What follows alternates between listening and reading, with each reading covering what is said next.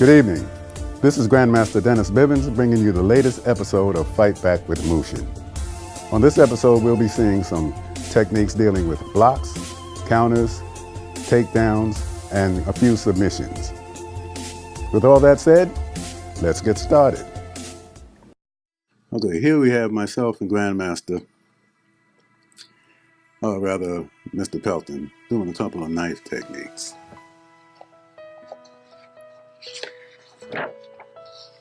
These techniques may seem a little comical, but this is serious business. The whole idea in showing some of these techniques is to show that you have to have control of the weapon, hand, and arm. It might seem like we're having a lot of fun, which we are, but the whole idea, as I said before, is to control the knife, hand, and arm. We'll be showing various disarm techniques, but keep in mind, it's all about controlling the weapon hand. We'll be doing double slashes, which is this one here, with a double knife hand block, arm over the shoulder, which is a submission, by the way. Double slash, double arm block, double knife hand block, arm over the shoulder, creating a submission.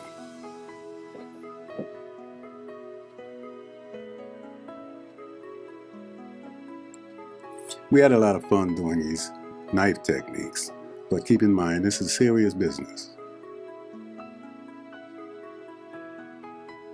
Here we go again with an overhead strike, controlling the knife hand, disarming, and retaliating. This technique is taken from the gooseneck head throw, by the way. At all times, one must either control the weapon, hand, and arm, or have the weapon on the ground.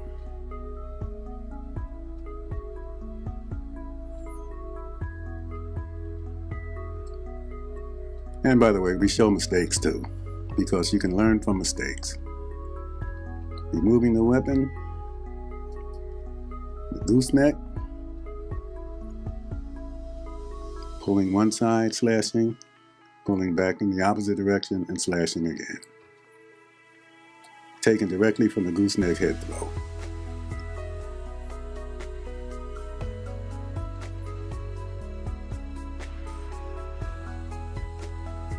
Once again, lunge in, controlling, either disarming or disabling.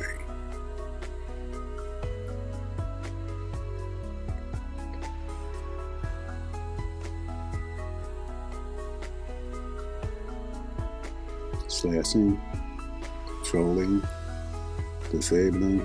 In this particular technique, we're using the radial nerve. Thumb on the radial nerve totally disarms the arm, or disables the arm rather.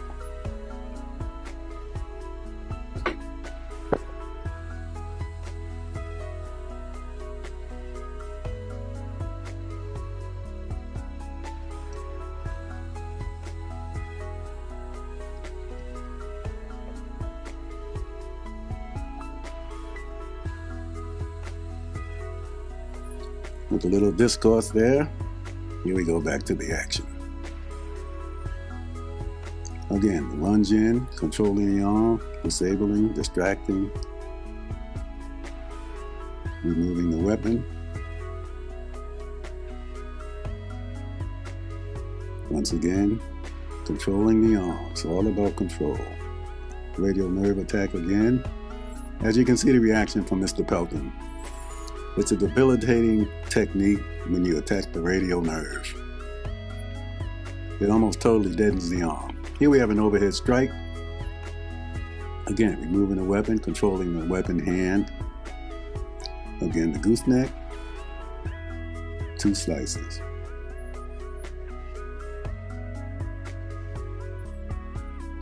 Double slash. This particular technique, you can also cause the arm to break when you slam it over the opponent's shoulder. Double slash, double knife hand blocks, arm over the shoulder, Switch hands, you pull the arm and push the head in the opposite direction, affecting the disarm.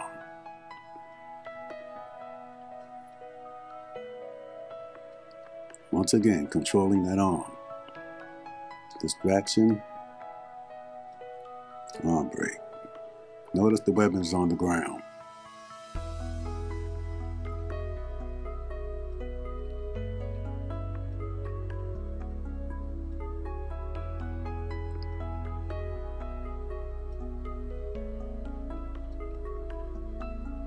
As far as the weapons go, in our society, we have to deal with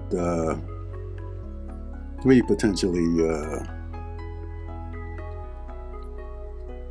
deadly things: knives, guns, and sticks in our society. So we thought we'd add a little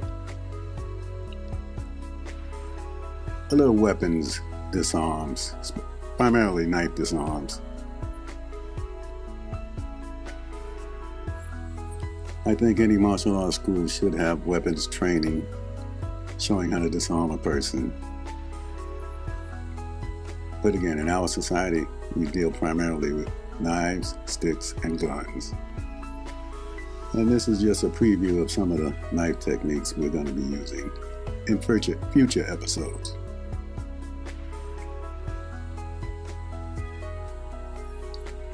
Again, we're having a lot of fun doing these, but remember, this is serious business. Again, a double hand strike, disarm, arm break. Actually, an arm break would definitely cause a disarm. Overhead strike, controlling, removal, retaliation. Some basic self-defense techniques. As you can see, the same type of techniques can be used when being attacked with a weapon.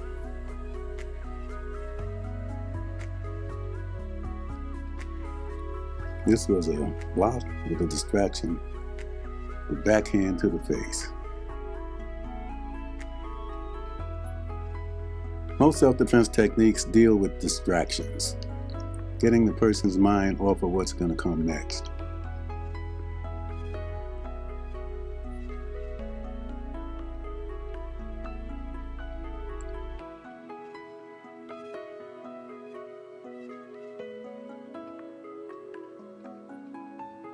As you can see, again, controlling the offending limb, in this case the arm.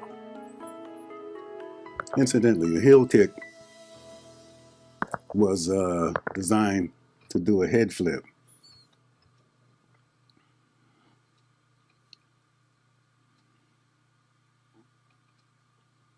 Very effective because obviously legs are stronger than arms.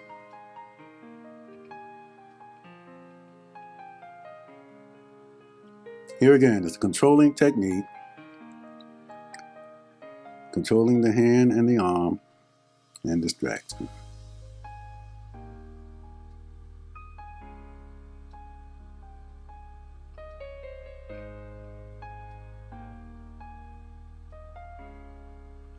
With a little discussion in between techniques. Keeps it interesting. This is a bicep, tricep, armpit strike. This technique totally deadens the arm, whether you have a weapon in it or not, in the hand or not. Again, the bicep strike, switch hands, tricep strike, switch hands, armpit strike, and the head throw.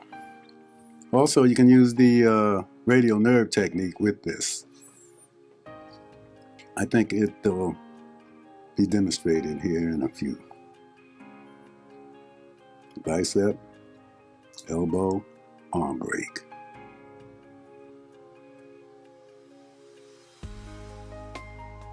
And keep in mind, these techniques can definitely be used against a person wielding a weapon.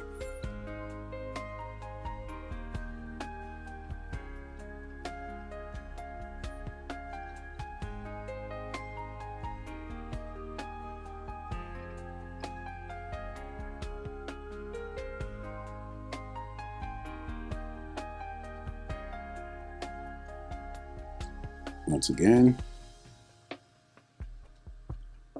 block, control, throw.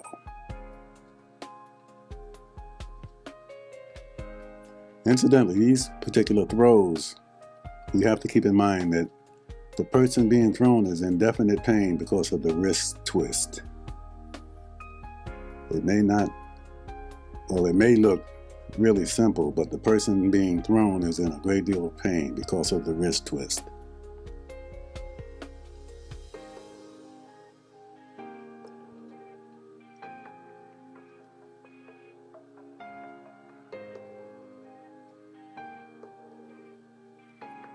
Controlling, distraction, removal of the weapon, and retaliation.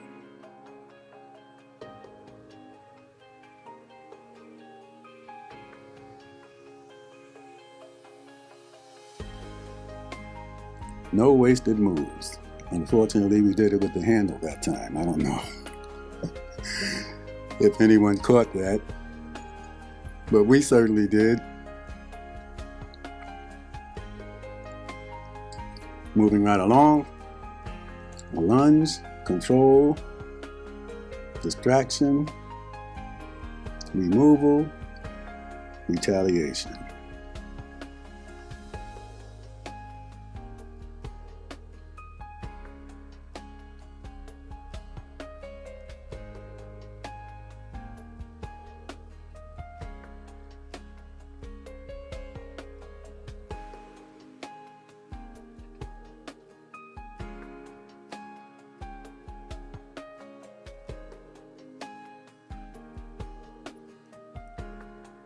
We have to think about what's coming next. Here's the double overhead block. Again, removal of the weapon and retaliation. A little bit overboard, but you get the idea. Again, it might look like we're having fun, which we are, but keep in mind, this is very serious business. Okay, this technique coming up will be a neck lock with a takedown. Here we have Grandmaster Cordone and Troy.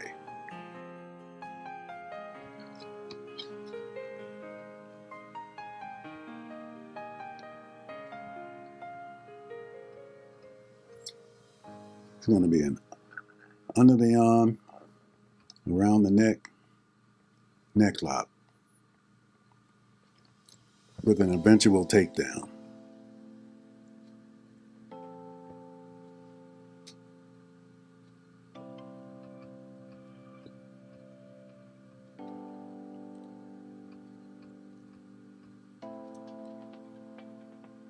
There's your neck lock.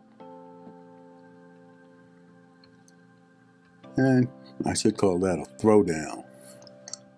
But we're just going through right now. He's explaining what he's going to be doing. And eventually, Mr. Pelton and Troy will get up and do the same type of technique, or the same technique. But for now, Grandmaster's just explaining the technique.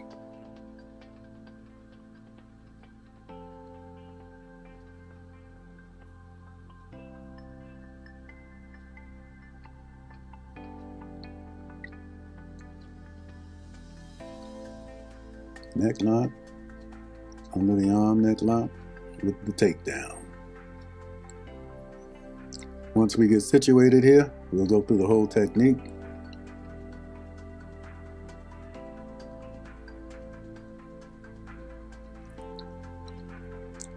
He has to explain it so the person taking the technique will know basically what to expect.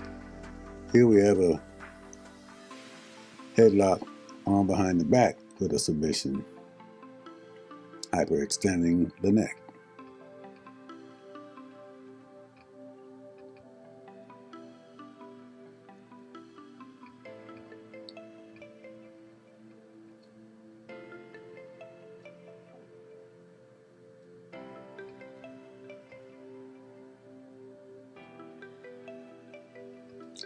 Okay, here we go. Mr. Pelton and Troy.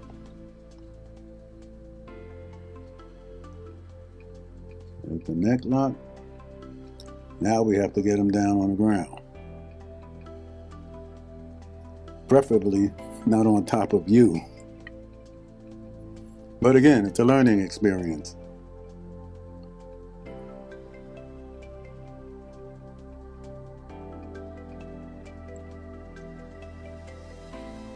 That's a little better.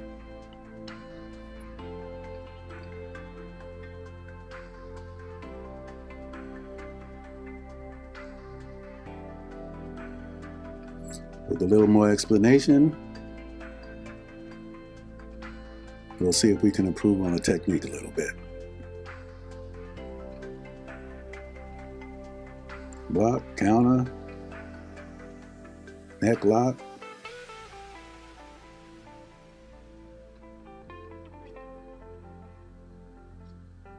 You have to swing that left leg around as you do the throw.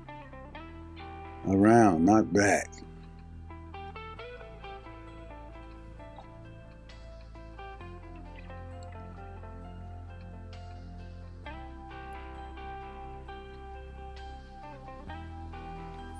Grandmaster has his own way of doing a takedown. I like to do it with a throw, but different strokes for different folks. Here we go again. Block, counter, takedown. And it has an arm break submission once the technique is completed. Block, counter, takedown. Well, you almost had it.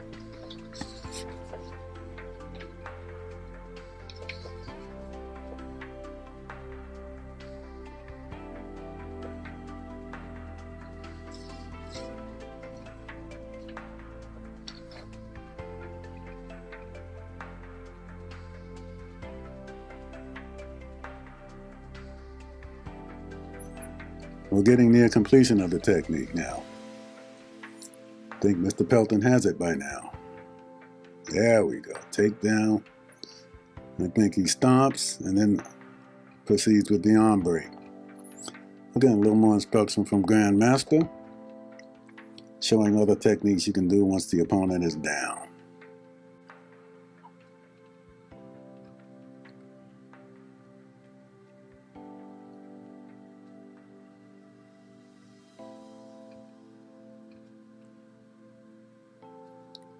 Moving right along, there's the block and counter, takedown,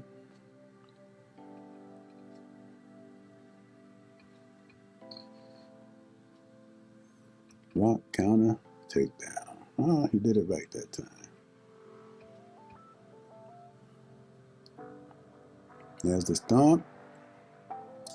Next, I think they'll be adding a rollover to it to get the person on their face, affecting an arm break with the leg, hopefully. Come on, Grandmaster, get out of the way. Block, counter, takedown, kick, stomp. What else?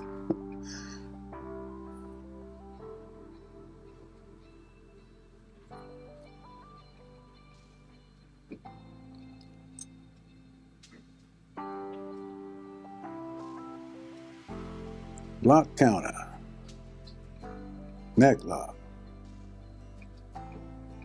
takedown,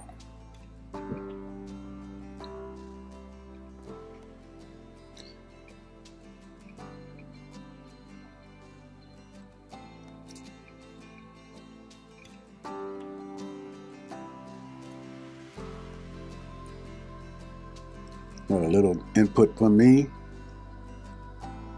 and Grandmaster.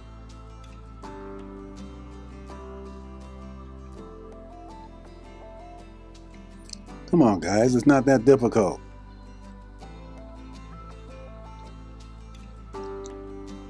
Effecting the rollover and break with the leg.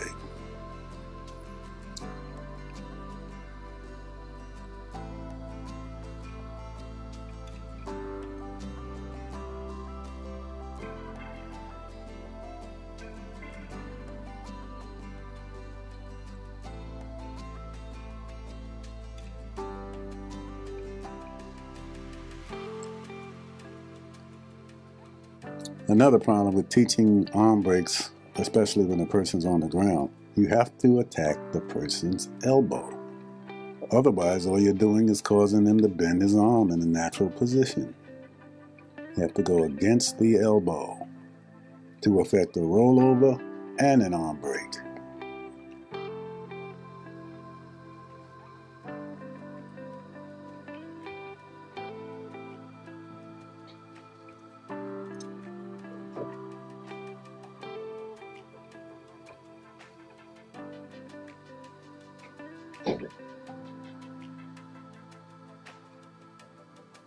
There we go.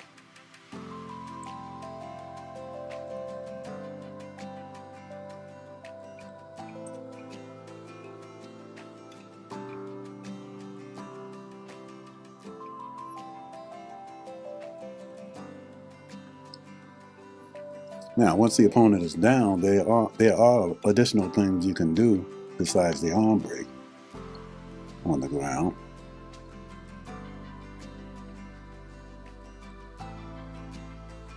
As you can see, when I come up and show them with the fingertip behind the ear, that causes unbearable pain. A fingertip, believe it or not.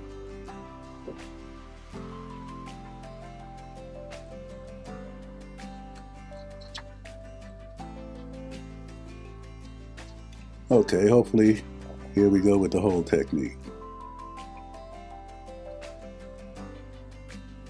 Wow, and he stayed on the mat with him. Roll over, arm break, punch, fingertip, end of technique.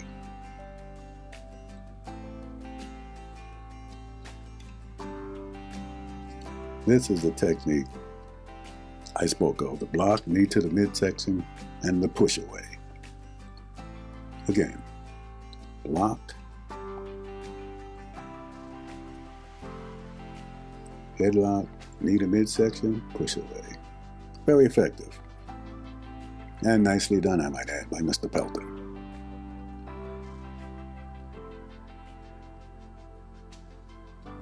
We'll do this technique several times, and then we'll switch to a rear takedown technique.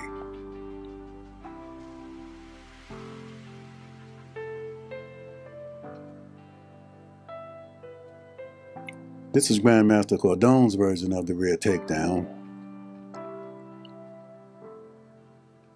which is a block, strike to the forehead, strike to the lower back,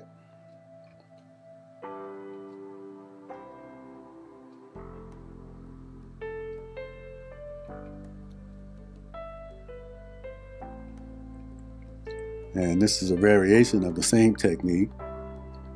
Mine is an open hand strike after the block to the forehead, and also a ridge hand strike to the back of the lower back at the same time. You can see how the opponent body bends backwards.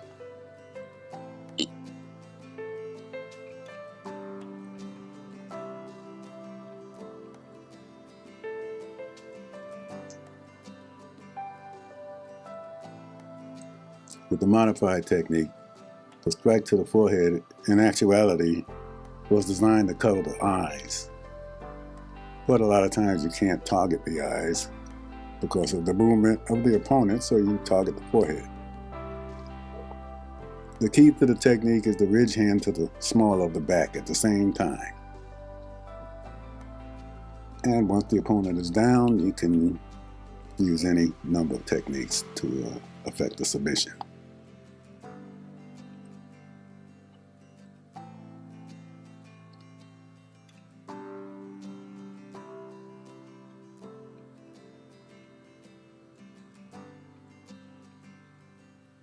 There's the completed technique with Troy and Mr. Pelton.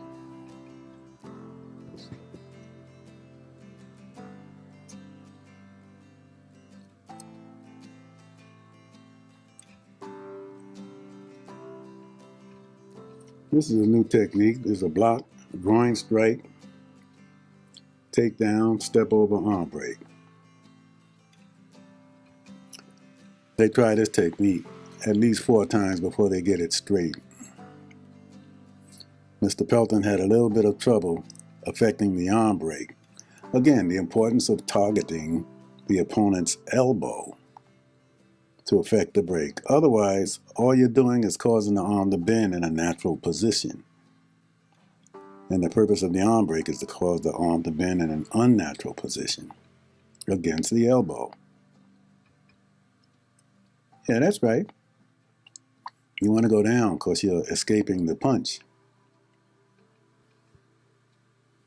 There's the punch. Strike to the chin, affecting the takedown. Now here's where the problem comes in.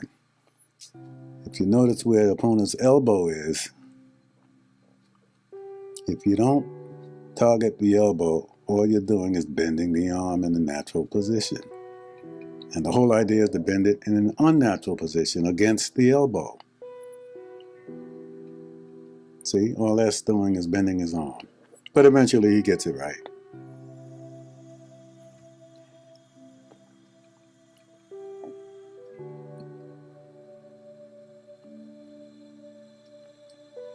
A lot of times a person figures out his own way to do a technique, which is great because that way they always remember it, which is, in this case, Mr. Pelton does. He starts the traditional way, which does not work because the arm is not bent against the elbow. As you can see, in that position, all he's doing is bending the arm in a natural position, which is what I'm telling him now.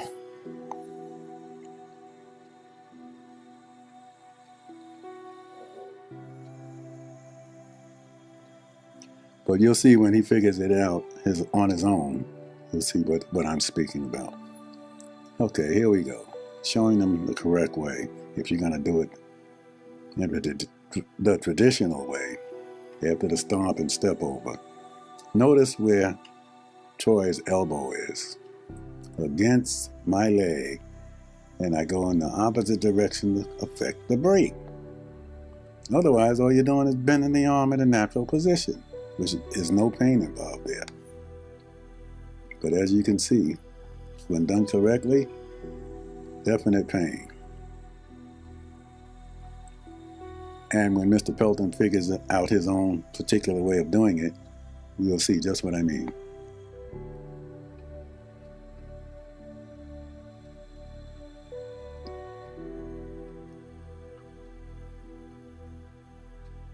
Again, step over the wrong way. See the arm bent the wrong way.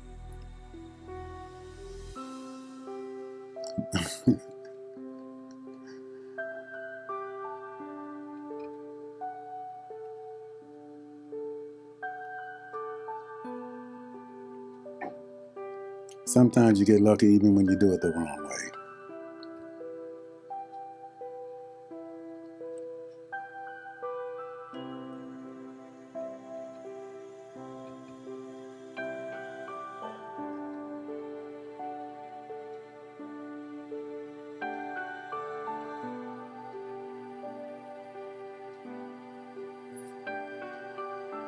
But many trial and errors later,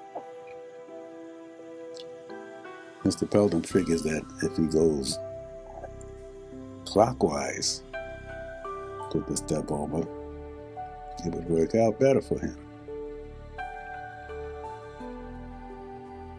Again, this takes about 4 or 5 different trials to affect the new technique from Mr. Pelton. As you can see, he's doing it the same way again, which is very ineffective, as you can see.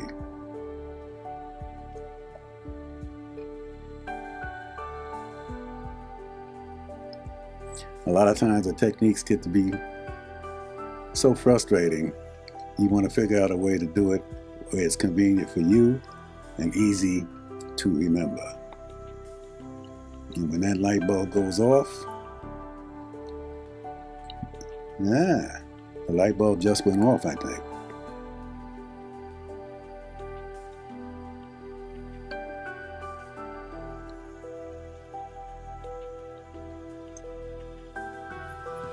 The only thing he's doing wrong, his left leg should be a little more forward so he can cause some pain with the arm break.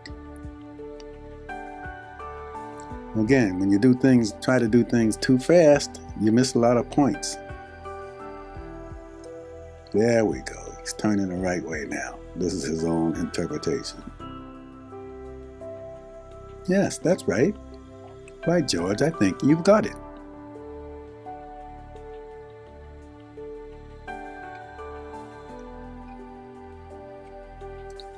When he does the opposite turn, that is turning clockwise rather than counterclockwise.